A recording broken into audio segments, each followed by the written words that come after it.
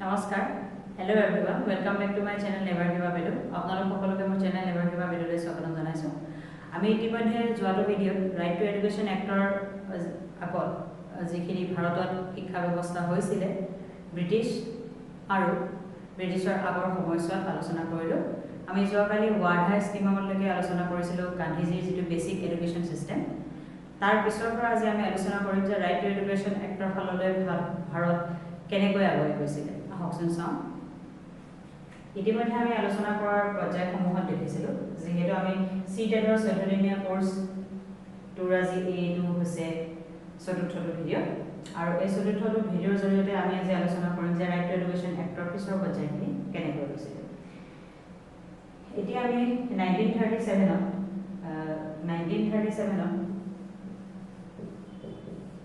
গান্ধীজীৰ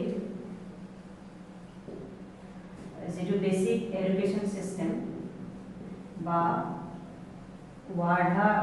স্কিম বুলি কোৱা হয় এইটো বিষয়ে আলোচনা কৰিলোঁ আৰু ৱাৰ্ধা স্কিমটো তেওঁ কি কৈছিলে লাৰ্নিং বাই ডুইং আৰু তেওঁ জনাইছিলে যে এডুকেশ্যন বেছিক যিটো এডুকেশ্যন সেইটো সকলোৰে থাকিব লাগে আৰু কম্পালসৰি সকলোৰে বেছিক যিটো এডুকেশ্যন নাথাকিলে অসুবিধা হয় সেইটো তেওঁলোকৰ থাকিব লাগে তাৰপিছত 1947 এই চনটোলৈ আমি যাম এতিয়া খুব এটা ইম্পৰ্টেণ্ট চন 1947ত কি হৈছিলে 1947ত ভাৰত স্বাধীন হৈছিলে আৰু স্বাধীন হোৱাৰ ঠিক আগৰ যি চোৱা সময় আছে সেই সময়ছোৱাত শিক্ষাৰ ক্ষেত্ৰত বহুখিনি যুগান্তকাৰী সিদ্ধান্ত আচলতে লোৱা হৈছিলে ব্ৰিটিছ চৰকাৰৰ ফালৰ পৰা আৰু কিছুমান মহান ভাৰতীয়ৰ প্ৰচেষ্টা 1947ত প্ৰথম কনষ্টিটিউয়েন্ট এছেম্বলি যেতিয়া গঠন কৰা হৈছিলে কনষ্টিটিউয়েন্ট এছেম্বলি 1947ৰ ঠিক আগে গঠন কৰা হৈছিলে কনষ্টিটিউয়েন্ট এছেম্বলিখন কিহৰ কাৰণে গঠন কৰিছিলে কনষ্টিটিউয়েন্ট এছেম্বলি গঠন কৰিছিলে কনষ্টিটিউশ্যন আমাৰ ভাৰতৰ যিখন কনষ্টিটিউশ্যন আছে সংবিধান সেইখন ৰচনা কৰিবৰ কাৰণে গঠন কৰা হৈছিলে কাৰ নেতৃত্বত সেইটো হৈছে doctor B R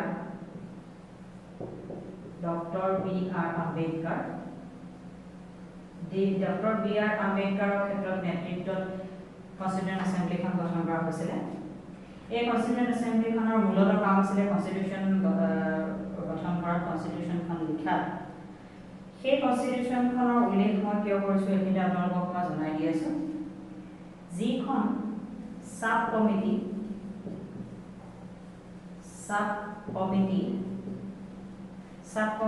on fundamental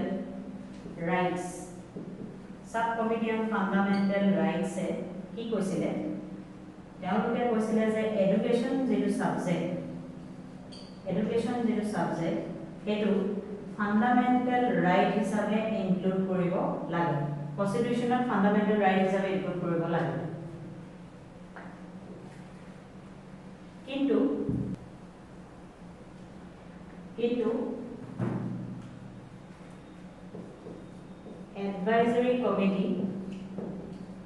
advisory committee sub কমিটিৰ লগতে এখন এডভাইজৰী কমিটি আছিলে এডভাইজৰী কমিটিখনে এডুকেশ্যন সাবজেক্টটো ফান্ডামেন্টাল ৰাইট হিচাপে ইনক্লুড কৰাৰ ক্ষেত্ৰত ৰিজেকশ্যন প্ৰদান কৰিছিলে তেওঁলোকে সেইটো কৰিব নালাগে বুলি কৈছিলে লগতে কনষ্টিটিউয়েন্ট এছেম্বলি আৰু এটা তথ্য মই এখানে কৈছোঁ কনষ্টিটিউয়েন্ট এছেম্বলিৰ দ্বাৰা যিখন ফাইনেল কনষ্টিটিউশ্যন ফাইনেল ড্ৰাফ্টখন ইনক্লুড কৰা হৈছিলে ফাইনেল ড্ৰাফ্ট বুলি ইয়াতে আপোনালোকে মনত ৰাখি থ'ব এই ফাইনেল ড্ৰাফ্টখনৰ পৰা প্ৰাইমেৰী এডুকেশ্যন নামৰ এই শব্দটো ৰিমুভ কৰি দিয়া হৈছিলে কোনে কৈছিলে সেই কথাটো ৰিমুভ কৰি দিবলৈ সেইটো কৈছিলে আমাৰ ডক্টৰ বি আৰ আম্বেদকাৰ দেৱে কৈছিলে এটা তেখেতে ইমান ডাঙৰ কথা এটা কেলে কৈছিলে কিহৰ কাৰণে কৈছিলে প্ৰাইমেৰী এডুকেশ্যনটো ফাইনেল ড্ৰাফ্টৰ পৰা আঁতৰাই দিবলৈ কনষ্টিটিউশ্যনৰ এইটো কাৰণে কৈছিলে তেখেতৰ মতে 6 পৰা 14 বছৰ যিখিনি ছাত্ৰ ছাত্ৰী বা ল'ৰা ছোৱালী আছে তেওঁলোকক কোনো ধৰণৰ চাইল্ড লেবাৰত যিহেতু এংগেজ কৰিব নোৱাৰে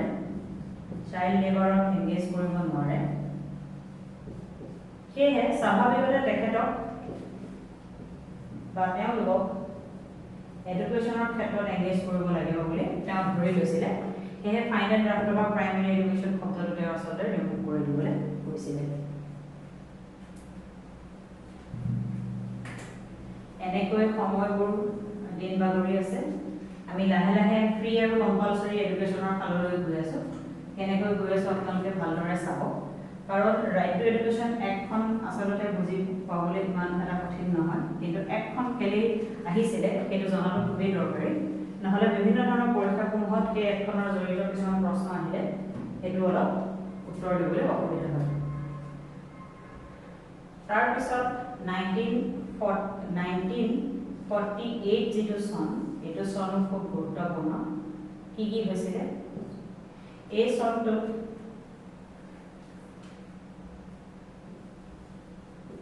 মৌলানা আবুল কালাম আজাদ তেওঁ কোন আছিলে তেওঁ সেই সময়ৰ শিক্ষামন্ত্ৰী আছিলে এডুকেশ্যন মিনিষ্টাৰ তেখেতে কি পাতিছিলে তেওঁ পাতিছিলে অল ইণ্ডিয়া এডুকেশ্যন কনফাৰেন্স তেওঁ আয়োজন কৰিছিলে আৰু তেওঁ আয়োজন কৰি পেলাই কি কৰিছিলে যে ইণ্ডিয়ান এডুকেশ্যন চিষ্টেমটো কেনেধৰণে চলি আছে সেইটো তেখেতে জানিব বিচাৰিছিলে আৰু সেই একেটা বছৰতে আৰু এটা হৈছিলে এইটো হৈছে খেৰ কমিটি খেৰ নামৰ ব্যক্তিজনৰ নেতৃত্বত গঠন কৰা হৈছিলে খেৰ কমিটি আৰু এই খেৰ কমিটিখন কিহৰ কাৰণে গঠন কৰা হৈছিলে এই খেৰ কমিটিখন গঠন কৰা হৈছিলে যে অল ইণ্ডিয়া মানে গোটেই সৰ্বভাৰতীয় পৰ্যায়ত এডুকেশ্যনৰ প্ৰাইমেৰী সেক্টৰটো কেনেকুৱা ধৰণৰ হৈ আছে কি অসুবিধাৰ সন্মুখীন হৈছে এই বিষয়ে আলোচনা কৰিবলৈ আপোনালোকে খেৰ কমিটিৰ বিষয়ে ডিপ ইনটু দা ডিটেইলছ যাব নালাগে যদিহে সোধা হয় যে খেৰ কমিটি কিহৰ লগত ৰিলেটেড তেনেহলে আপোনালোকে ক'ব লাগিব যে খেৰ কমিটিখন হৈছে শিক্ষাৰ লগত ৰিলেটেড এডুকেশ্যন আৰু কিমান চনত স্থাপন কৰা হৈছিল সেইটো হৈছে 1948 চনত আৰু 1948 চনত আৰু এটা তথ্য হৈছিল সেইটো হৈছে মৌলানা আবুল কালাম আজাদ তেতিয়া কোন আছিল তেতিয়া তেখেত ভাৰতৰ শিক্ষামন্ত্ৰী আছিল আৰু তেওঁ কি কনফাৰেন্স বনাইছিল অল ইণ্ডিয়া এডুকেশ্যন কনফাৰেন্স নামৰ কনফাৰেন্সখন তেখেতে কল কৰিছিল তাৰ পিছত 1950 চন আহিলে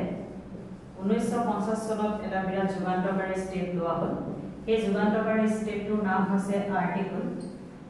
45 এতিয়া আৰ্টিকল 45 টো কিহৰ আন্ডাৰত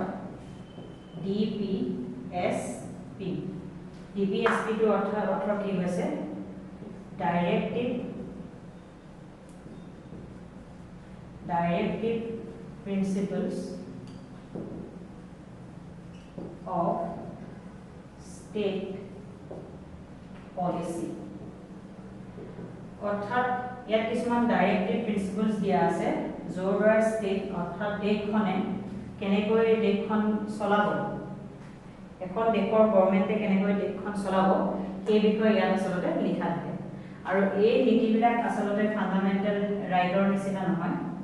ফাণ্ডামেণ্টেল ৰাইটৰ নিচিনা এইটো কাৰণে নহয় কাৰণ এই নীতিবিলাকৰ ওপৰত আপুনি কেছ কৰিব নোৱাৰে এতিয়া প্ৰথমতে যিটো আৰ্টিকল 45 আছিল 1950 চনত আৰু এতিয়া যিটো আৰ্টিকল 45 বৰ্তমান আছে 2020 চনত তাৰ মাজত বহুখিনি পাৰ্থক্য আছে কি পাৰ্থক্য আছে আগতে আৰ্টিকল 5ৰ জৰিয়তে আচলতে 6 পৰা 14 বছৰৰ ছাত্ৰ ছাত্ৰীসকলক মৌলিক শিক্ষা অৰ্থাৎ ফ্ৰী আৰু কম্পালসৰি এডুকেশ্যন দিয়াৰ চেষ্টা চলোৱা হৈছিল ভাৰতত কিন্তু এই আৰ্টিকল 45 টোৰ ক্ষেত্ৰত এটা লিমিটেশন অৰ্থাৎ অসুবিধা আছিল লিমিটেশন টু আৰ্টিকল 45 কি হেতু হৈছে আৰ্টিকল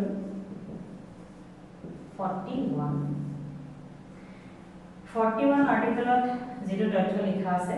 হেতু আপোনালোকে আৰ্টিকল 41 টো পঢ়িলে নিশ্চয় গম পাব মই তাৰে সামাৰিটো আপোনালোকক কৈ দিছো আৰ্টিকল 45 মান অৰ্থটো হৈছে যে ষ্টেটৰ এখন কান্ট্ৰি যিটো ইকনমিক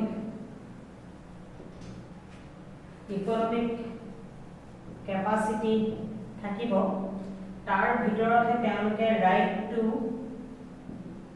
ৱৰ্ক বা right to education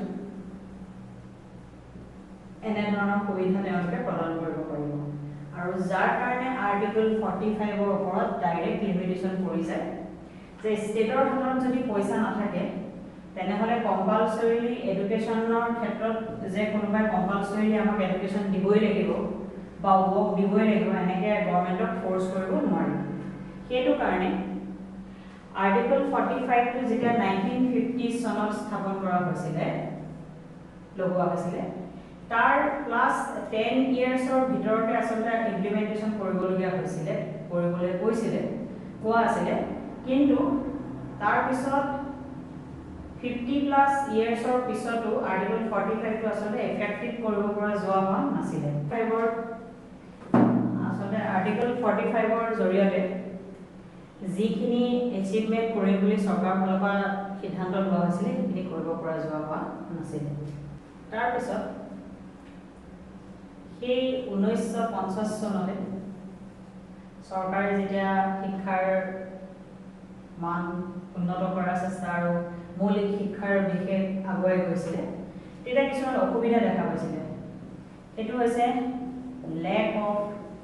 trained teachers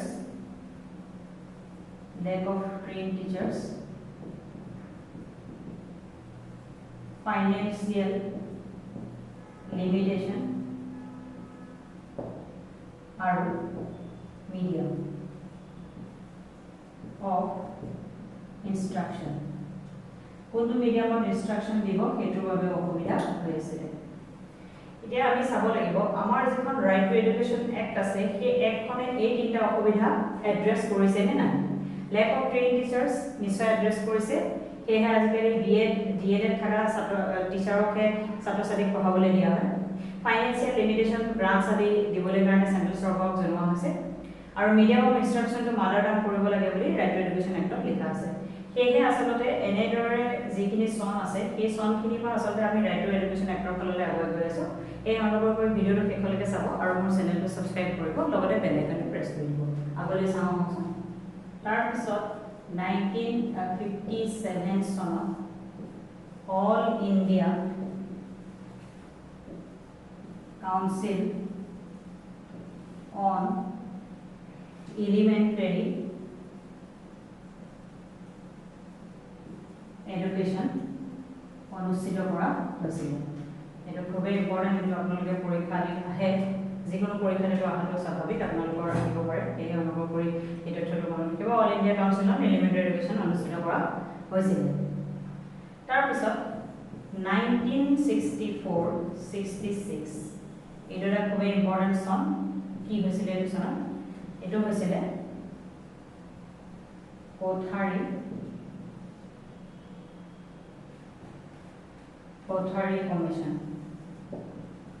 Kothari কমিশনখন আসলে বহুত কাৰণতে ইম্পৰ্টেন্ট কিন্তু মেইন যেটো কোঠাৰী কমিশনৰ লগত ৰিলেটেড তথ্য যেটো আমাৰ ৰাইট টু এডুকেশ্যন এক্টখনত লোৱা হৈছে এটো হৈছে কমন স্কুল সিস্টেমটো অৰ্থ হৈছে চৌহদতে স্কুল থাকিব লাগিব 1 কিলোমিটাৰকৈ বেছি দূৰত স্কুল থাকিব নালাগিব ছাত্ৰ-ছাত্ৰীৰ ঠিকাদাৰ স্কুল পোৱা ঠাইতে স্কুল থাকিব লাগিব অৰ্থাৎ কমন স্কুল সিস্টেম আপোনাৰ যেটো কমিউনিটি আছে সেই কমিউনিটিটোৰ ভিতৰত স্কুল থাকিব লাগিব এনেকুৱা তথ্য আমাৰ ৰাইট টু এডুকেশ্যন এক্টত দিয়া আছে এটা কৰ্পোৰেট তাৰ প্ৰিকাছৰটো লোৱা হৈছিল কোঠাৰী কমিশন কিমান চনত স্থাপন কৰা হৈছিল 1964-66 তাৰ পিছত 1968 আসলতে এটা ডাঙৰ সিদ্ধান্ত লোৱা হ'ল চৰকাৰৰ ফালৰ পৰা সেই সিদ্ধান্তটোৰ মৰ্মে নেশ্যনেল পলিচি অন এডুকেশ্যন এখন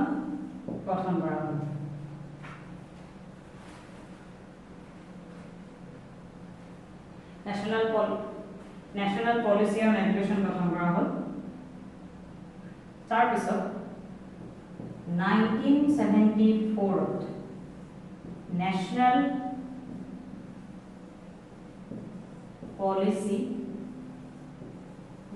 পলিচি অন চিলড্ৰেন গঠন কৰা যুগান্তকাৰী সিদ্ধান্ত ছাত্ৰ ছাত্ৰীৰ ক্ষেত্ৰত কেনেদৰে শিক্ষাগত অৰ্হতা হ'ব লাগিব কাৰিকুলাম কেনেধৰণৰ হ'ব লাগিব ট্ৰেইন টিচাৰ কিমান থাকিব লাগিব এই ৰেচিঅ'বিলাক আলোচনা কৰিবৰ বাবে এই দুখন কনফাৰেন্স কৰা হৈছিলে খুবেই important national policy on education কৰাৰ পিছত নেশ্যনেল পলিচি অন চিলড্ৰেন যেতিয়া হ'ল স্বাভাৱিকতে এটা প্ৰশ্ন উদয় হৈছিলে এডুকেশ্যন অৰ্থাৎ শিক্ষা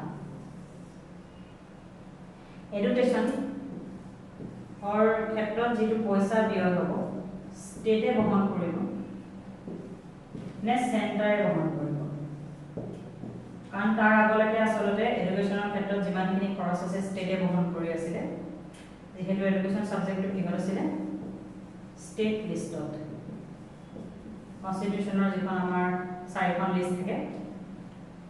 state list union list concurrent list আৰু ৰেচিডিউল লিষ্ট দিয়া থাকে কোনটো সাবজেক্ট কোনখন চৰকাৰে চলাব তেনেধৰণৰ লিষ্ট বনোৱা আছে ষ্টেট লিষ্টত আছিলে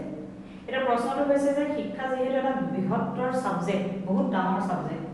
অকল ষ্টেটে তাৰ খৰচাটো যদি বহন কৰে ষ্টেটৰ যেটো ফাইনেন্স বা ট্ৰেজাৰী এটো ওপৰত অলপমান বেছিকৈ প্ৰভাৱ পৰে সেই কাৰণে এটা বহুত ভাল সিদ্ধান্ত লোৱা হৈছিল সেই সিদ্ধান্তটো লোৱা হৈছিল 1976 ত কি সিদ্ধান্ত লৈছিলে আপুনি চাওক 1976 ত এডুকেশ্যন সাবজেক্টটো যেটো ষ্টেট লিষ্টত আছিল এটো চেঞ্জ কৰি পেলাই কনকাৰেন্ট লিষ্ট লৈ ট্ৰান্সফাৰ কৰি দিয়া হয় ট্ৰান্সফাৰ কৰি দিয়া হয় আৰু এটো ট্ৰান্সফাৰ কৰি দিয়াৰ লগে লগে education as a subject centre আৰু ষ্টেটৰ মাজত ভাগিদাৰী আহিব খুব এটা ভাল সিদ্ধান্ত 1976 ত লোৱা হৈছিল এডুকেশ্যন তাৰ আগলৈকে যেহেতু ষ্টেট লিষ্টত আছিল সেইকাৰণে অকল ষ্টেটৰ ওপৰতে এডুকেশ্যনৰ দায়িত্ব আছিল কিন্তু 1976 ত যেহেতু কনকাৰেন্ট লিষ্টত চেঞ্জ কৰি দিয়া হ'ল ট্ৰান্সফাৰ কৰি দিয়া হ'ল তাৰ পিছত লগালগ চেণ্টাৰ ষ্টেটৰ মাজত যেটো খৰচা হওক ব্যয় হওক বা এডুকেশ্যনৰ ক্ষেত্ৰত যিখিনি চিন্তা চৰ্চা চলাব লাগে সেই সিদ্ধান্তখিনি তাৰ দুইটাৰ মাজত আচলতে ভগাই দিয়া হ'ল সেইকাৰণে আমি এতিয়া দেখো সৰ্বশিক্ষা অভিযানত আমাৰ অসম চৰকাৰ আৰু ভাৰত চৰকাৰে যুটীয়াভাৱে আচলতে কাম কাজখিনি কৰি আছে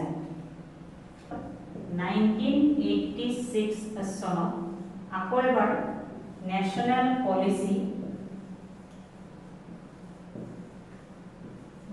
পলিচি অন এডুকেশ্যন স্থাপন কৰা হ'ল কিন্তু মন কৰিব তাৰ যেটো প্ৰগ্ৰাম of action যেটো আসলে গ্ৰাউন্ড লেভেলত যেটো অ্যাকশন আছে সেইটো 1992 স্টাৰ্ট হৈছে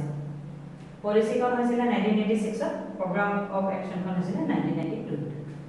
তাৰ মাজতে 1990 চনত এটা বহুত ডাঙৰ বা বহুত বৃহৎ এটা সিদ্ধান্ত ভাৰতৰ ফালৰ পৰা লোৱা হ'ল ইণ্ডিয়াই কি কৰিলে সাইন কৰিলে साइन কৰিলে वर्ल्ड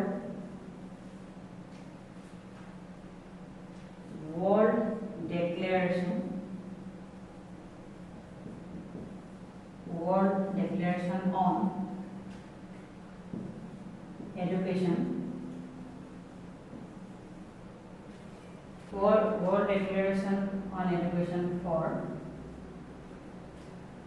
all আৰু এখন সাইন কৰিলে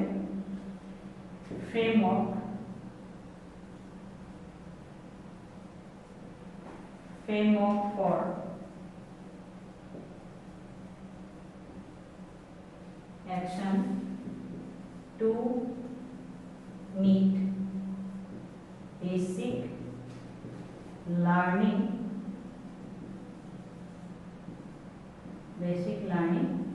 needs 1990 চনত এটো সাইন কৰিলে আৰু এই ডেক্লাৰেশন খনৰ নামটোৱে আছিল জমেটিয়ান ডেক্লাৰেশন এতিয়া জমেটিয়ান ডেক্লাৰেশ্যন যেতিয়া ভাৰতে সাইন কৰি দিলে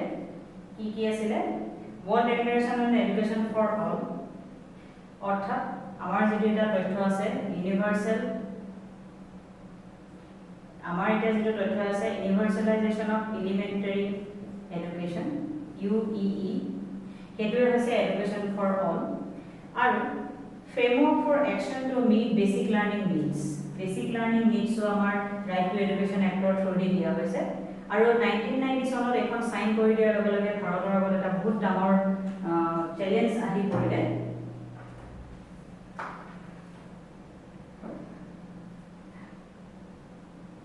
ভাৰতৰ আগত এটা বহুত ডাঙৰ চ্যালেঞ্জ আহি পৰিলে যে ভাৰতৰ আগত এটা বহুত ডাঙৰ চ্যালেঞ্জ আহি পৰিলে যে এটা কেনেধৰণে এডুকেশ্যন ফৰ অল আৰু বেসিক লাৰ্নিং নিডছ কেনেকৈ ছাত্ৰ ছাত্ৰীৰ মাজত আগুৱাব আমি সিটেটৰ বিষয়ে আলোচনা কৰি আছিলো right to education act RTE এখন আমি আলোচনা কৰি আছো এতিয়া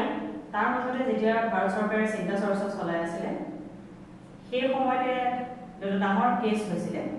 সেই কেছটো আপোনালোকে জানি থব লাগে সেই কেছ যেটা হৈছিল ফ্ৰী আৰু কম্পালসৰি এডুকেশ্যনৰ লৈ ফ্ৰী আৰু কম্পালসৰি এডুকেশ্যন লৈ বিলাই এটা কেছ হৈছিল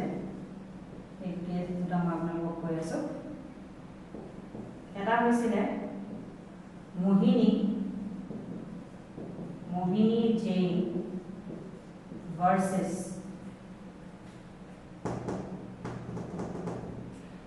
Zain versus State of Karnataka এটা কেছ মোহিনী জেইন নামৰ ব্যক্তিগৰাকীয়ে দিছিলে দুই নম্বৰ কেছ এটা খুবই ইম্পৰ্টেন্ট এটা পৰীক্ষা দিত আহে এটো হৈছে উনি Krishnan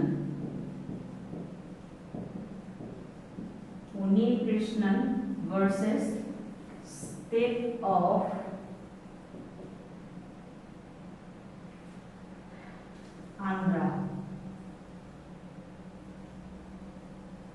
State of Andhra Pradesh এটো কিমান চনত হৈছিল 1993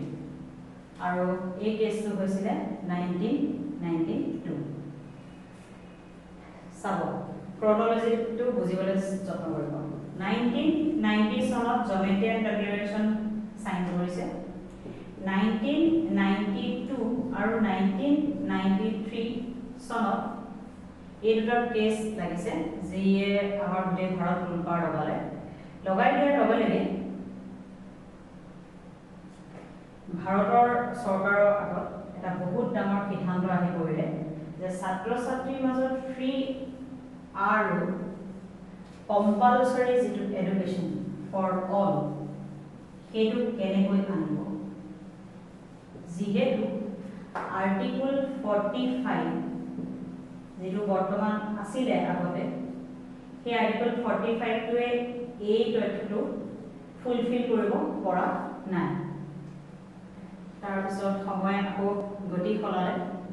তাৰ পিছত 2001 চনত সৰকাৰে ভাবিলে যে এনেকৈ লাহে লাহে আসলতে লেহেমীয়া গতিত গৈ থাকিলে নহব কিবা এটা ডাঙৰ সিদ্ধান্ত ল'ব লাগিব আৰু সেই ডাঙৰ সিদ্ধান্তটো ল'বলৈ গৈ 2001 চনত সৰকাৰে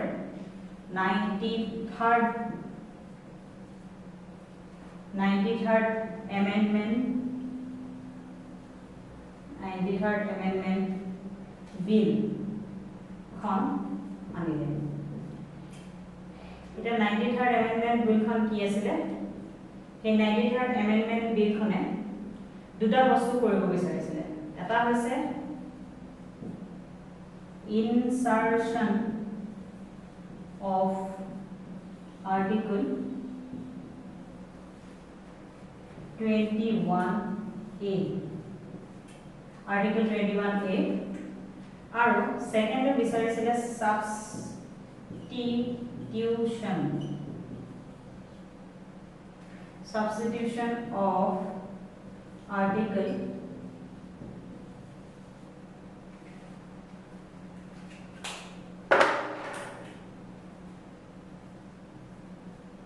substitution of article 45 এতিয়া আমি সকলোৱে জানো আৰ্টিকল 21 ৰ কথা আৰু আৰ্টিকল 21 এটা কি হয় আৰ্টিকল 21 এটা ফান্ডামেন্টাল ৰাইট আৰু আৰ্টিকল 45 টো হৈছে ডিপিএসপি এটা আৰ্টিকল 45 এ যেহেতু আৰ্টিকল 41 ৰ কাৰণে লিমিটেশন হৈ আছিল সেই কাৰণে এই 93rd এমেন্ডমেন্ট বিল খনে এই আৰ্টিকল 45 টো সলনি কৰিবলৈ আৰু আৰ্টিকল 21 ৰ ভিতৰত আৰ্টিকল 21 টো ইনসাৰ্ট কৰিবৰ বাবে সিদ্ধান্ত লোৱা হৈছিল তাৰ পিছত আৰু এটা সিদ্ধান্ত লোৱা হৈছিল হেতু হৈছে insertion of article 51A এতিয়া আৰ্টিকল যেটো 51 আছে এটো হৈছে ফান্ডামেন্টাল ডিউটি আৰু ফান্ডামেন্টাল ডিউটিৰ ভিতৰত আৰ্টিকল 51A টো 93rd এমেন্ডমেন্ট বিলৰ আন্ডাৰত ইনসাৰ্ট কৰিবৰ বাবে চিন্তা চৰ্চা চলোৱা হৈছিল তিনটা কাম কৰিবলৈ বিচাৰিছিল তেওঁলোকে এটা হৈছে ইনসাৰ্শন অফ আৰ্টিকল 21A সেকেন্ড হৈছে সাবস্টিটিউশন অফ আৰ্টিকল 45 আৰু থাৰ্ড হৈছে ইনসাৰ্শন অফ আৰ্টিকল 51A সাবস্টিটিউশন টো হৈছে যে কিবা এটা বস্তু আছে অলৰেডি এটো হেতুৰ কলনি আপুনি যদি এটো এনে ধৰণে এনেকে বেলেগ কৰি দিয়ে মানে মূল বস্তুটো একেটাই আছে কিন্তু ভিতৰখিনি আপুনি যদি কলনি কৰি দিয়ে মানে এটাৰ কলনি বেলেগ এটা যদি কৰি দিয়ে হেতু সাবস্টিটিউশন বুলি কোৱা হয় আৰু ইনসাৰ্শন শব্দটো অৰ্থ হৈছে যে একেবাৰে নতুন বস্তু এটা যদি আপুনি ইনসাৰ্ট কৰে 2001 চনতে আপোনালোকে নিশ্চয় চনটো যদি দেখা পাইছে গম পাব 93rd এমেন্ডমেন্ট বিল কৰাৰ পিছত 2001 চনতে কি আহিছিল আমাৰ সকলোৰে মৰমৰ সৰ্ব শিক্ষা অভিযান সৰ্ব শিক্ষা অভিযানৰ যেটো মূল মন্ত্ৰ এটো হৈছে ইউনিভাৰ্সালাইজেশন অফ এলিমেন্টাৰী এডুকেশন যেটো আমি জমেটিয়ান ডিক্লেৰেশনৰ জৰিয়তে to meet the basic learning needs and education for all আমি ইতিমধ্যে পাবলৈ বিচাৰিছিল তাৰ পিছত এতিয়া আহিছে 2002 চন খুবই বহুত বেছি ইম্পৰ্টেন্ট এটো ইয়াৰ 2002 চন কি হৈছিল বাৰু 2002 চনত 2002 চনত আহিছিল দি constitution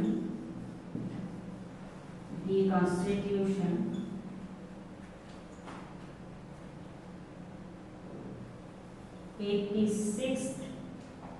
amendment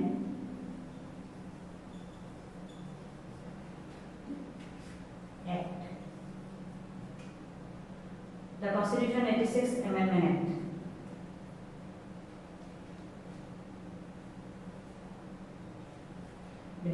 চনত আহিছিল কিমান আহিছিল 12 ডিসেম্বৰ 12 ডিসেম্বৰ 2002 চনত আহিছিল আৰু এই তথ্যটো ভালদৰে আপোনালোকে মনত ৰাখিব লাগিব পৰীক্ষাত আহে সিটেটত আহিব অসম টেটত আহিব সেকেন্ডাৰী টেটত আহিব এপিএসসি ইউপিএসসি সকলো ধৰণৰ কম্পিটিটিভ পৰীক্ষাতে এই চনটো আহাটো স্বাভাৱিক আপোনালোকে মনত ৰাখিব লাগিব খুব ইম্পৰ্টেন্ট তাৰ পিছত এটো জৰিয়তে কি কৰা হৈছিল যেটো আগৰ আৰ্টিকল 45 আছিল হেতু ডিলিট কৰি দিয়া হ'ল ডিলিট মানে নাইকিয়া কৰি দিয়া হ'ল আৰু হেতু ফলনি এটা নতুন কৰি যেটো বৰ্তমান আমাৰ আছে বৰ্তমান যেটো আৰ্টিকল আছে যেটো 6 বছৰ ছাত্ৰ ছাত্ৰী প্ৰি প্ৰাইমাৰী এডুকেশনৰ ক্ষেত্ৰত যেটো ভূমিকা চৰকাৰে ল'ব লাগে সেই বিষয়ে যেটো আলোচনা কৰিছে সেইটো সাবস্টিটিউটেড কৰি নতুন আৰ্টিকল এটা বনোৱা হ'ল 45 তাৰ পিছত আৰ্টিকল 21A টো নতুনকৈ ইনসাৰ্ট কৰা হ'ল 21A লগতে প্লাস আৰ্টিকল 51A এতিয়া যদি খুলে যে শিক্ষা জগতৰ ক্ষেত্ৰত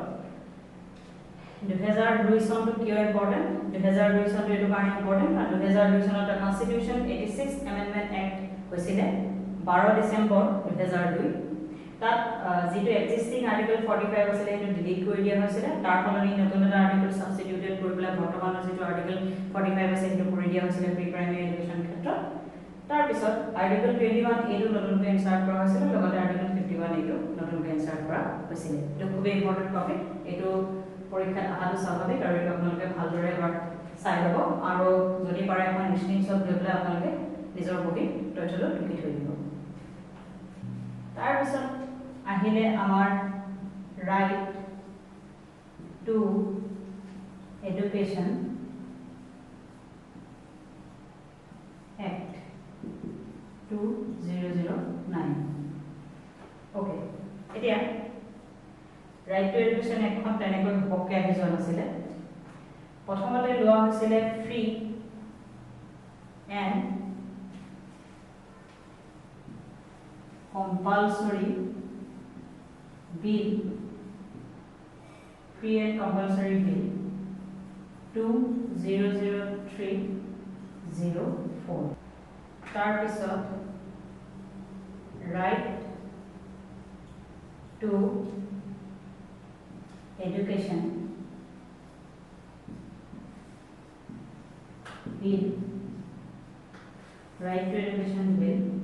2005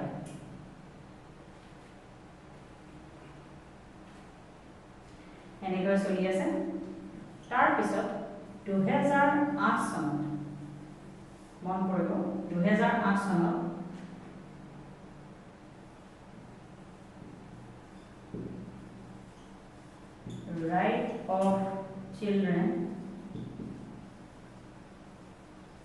right of children to free and compulsory education bill কি কৰা হ'ল পাস কৰা হৈছিলে কেতিয়া 20 জুলাই 2009 প্ৰথমতে পাস কৰিছিলে ৰাজ্যসভা তাৰ পিছত 4 আগষ্ট 2009 ক'ত পাস কৰিছিলে লোকসভা 2008 চনৰ পৰা আৰম্ভ হৈ 2009 চনত বিলখন পাস হৈছিলে বিলখনৰ নাম কি আছিল The Right of Children to Free and Compulsory Education Bill 2008 কিন্তু আমি সকলোৱে জানো যে এখন বিল যেতিয়ালৈকে প্ৰেসিডেন্টৰ সহি নলয় তেতিয়ালৈকে এখন আসলে এক নহয়গে তেতিয়াহলে প্ৰেসিডেন্ট কেতিয়া সাইন কৰিছিলে এই বিলখন প্ৰেসিডেন্টস এছেন্ট 26th August 2009 এতিয়া যদি আপোনালোকক সোধে The Right of Children to Free and Compulsory Education The Right of Children to Free and Compulsory Education প্ৰেসিডেন্টৰ Ascent কেতিয়া পাইছিলে তেতিয়া হ'ব 26th August 2009 আৰু came into force কেতিয়া হৈছিলে কেতিয়া ফোৰ্সত আহিছিলে 19th February 2010 19th February 2010 আৰু ফাইনালি ইমপ্লিমেন্টেশন অৰ্থাৎ ফিল্ডত কেতিয়া ব্যৱহাৰ হৈছিলে ইমপ্লিমেন্টেশন কেতিয়া হৈছিলে ইমপ্লিমেন্টেশনৰ ডেটটো হৈছে 1 এপ্ৰিল 2010 একাৰণে এটা কোনোবাই যদি আপোনালোকক সোধে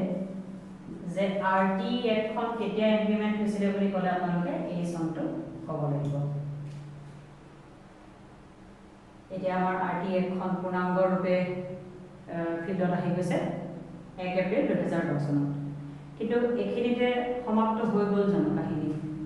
এখিনিতে কাহিনী সমাপ্ত হৈ যোৱা নাই এতিয়াও এছাম ছাত্ৰ ছাত্ৰী আছে যেটো এই একখনৰ এমবিটৰ বাহিৰত আছে তেওঁলোকৰ বাবে চৰকাৰে কি আলোচনা কৰিলে আৰু কি সিদ্ধান্ত ললে এই নেক্সট স্লাইডখনত আমি চাম তাৰ পিছত ৰাইট টু এডুকেশ্যন এক্ট 2009 খন এমেন্ডমেন্ট কৰা হ'ল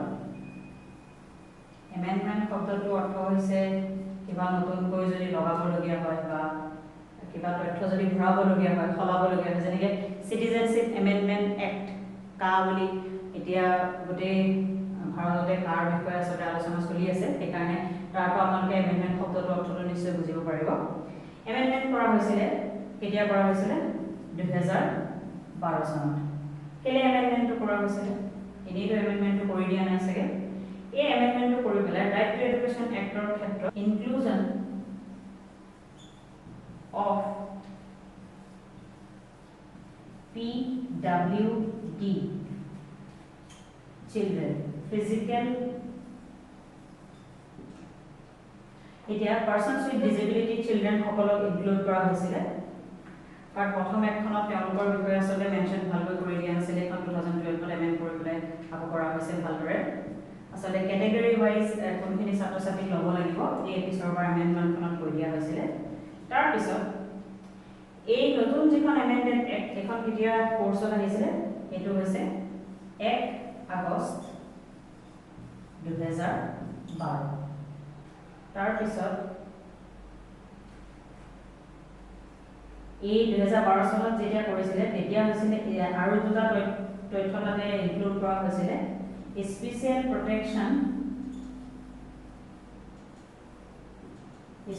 protection of Article 29 and Article 30 আৰু exemption মানে বাদ পেলাইছিলে exemption কৰিছিলে কি exemption কৰিছিলে religious institution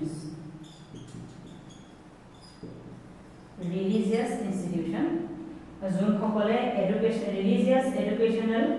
institution সমূহক এখন এক্টৰ এম্বিটৰ পৰা বাহিৰত ৰাখিবলৈ কৈছিলে আৰু স্পেচিয়েল প্ৰটেকশ্যন আণ্ডাৰ আৰ্টিকল 30 আৰু 29 এই 2012 চনত এমেণ্ডমেণ্ট কৰোঁতে এই দুটা তথ্য আচলতে ইনক্লুড কৰি দিয়া হৈছিলে লগতে পিডব্লিউডি কেটেগৰী চাইল্ডসকলক ইনক্লুড কৰা হৈছিলে এতিয়া আমি আজি যেটো চতুৰ্থটো ভিডিও আছে চতুৰ্থটো ভিডিওত দেখিলো যে লাহে লাহে আগুৱাই আহি পেলাই Bharat right to education actor কেনেকৈ পালেহি কি সিদ্ধান্ত চৰকাৰৰ ফালৰ পৰা লোৱা হৈছিলে কেনে ধৰণৰ ইন্টাৰনেশ্যনেল এগ্ৰিমেণ্টৰ জৰিয়তে আমি ৰাইট টু এডুকেশ্যন বা এডুকেশ্যন ফৰ অলৰ ক্ষেত্ৰলৈ আগুৱাই গৈছিলোঁ এই ধৰণৰ তথ্যসমূহ আমি জানিলোঁ আৰু ৰাইট টু এডুকেশ্যন এখন ভাৰতত কেলে আহিলে প্ৰয়োজনীয়তাটো কেলে অনুভৱ কৰা হ'লে এই বিষয়ে জানিলোঁ ইয়াৰ যেটো নেক্সট অৰ্থাৎ ভিডিও 5 হ'ব তাত আমি জানিম যে আৰটি এক্ট অৰ্থাৎ ৰাইট টু এডুকেশ্যন এক্টখনৰ ভিতৰত আসলতে কি আছে আৰু পৰীক্ষাৰ ফালৰ পৰা যিকোনো পৰীক্ষা CTET Assam TET secondary TET APS-C UPSC SSC CGL এই সমূহ পৰীক্ষাত আসলতে ৰাইট টু এডুকেশ্যন এক্টৰ ভিতৰৰ কি তথ্য আহিব সেই ইম্পৰ্টেন্ট আৰু মোস্ট ইম্পৰ্টেন্ট যিখিনি টপিক আমি তাৰ পৰা বাছি পেলাই উলিয়াম আৰু সেই বিষয়ে আমি জানিম যদি এই ভিডিওটো ভাল পাইছে অনুগ্ৰহ কৰি ভিডিওটো লাইক কৰিব মোৰ চেনেলটো সাবস্ক্ৰাইব কৰিব লগতে বেল আইকনটো প্ৰেছ কৰি দিব